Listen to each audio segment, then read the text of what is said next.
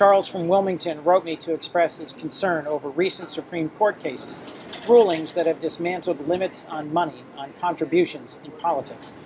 Charles urged me to support a constitutional amendment to overturn the Supreme Court's ruling in the Citizens United case. Charles, thank you for writing.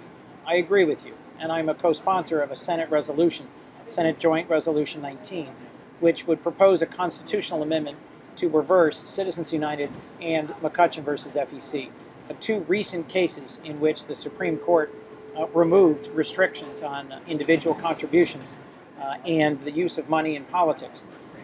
The Judiciary Committee of the United States Senate, on which I serve, will be considering that amendment again later this week.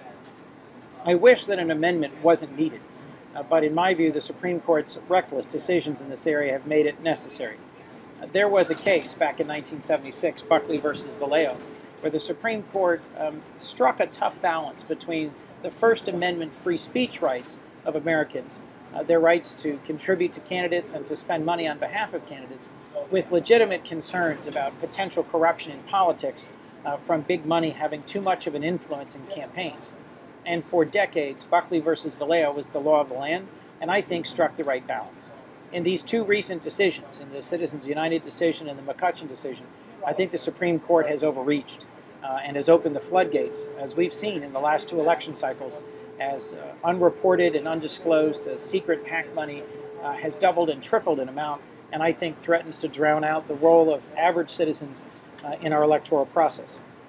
I think these decisions have unfortunately allowed the influence of a few very wealthy Americans to expand dramatically at the expense of average citizens. I am also a co-sponsor, Charles, of something called the Disclose Act, which would require organizations that spend more than $10,000 during the campaign cycle to disclose their spending to voters. I'll keep working to restore transparency and protection against corruption and to move us back to the long-settled understanding of the Constitution that was in effect from 1976 until just the last few years. Thanks for writing, Charles.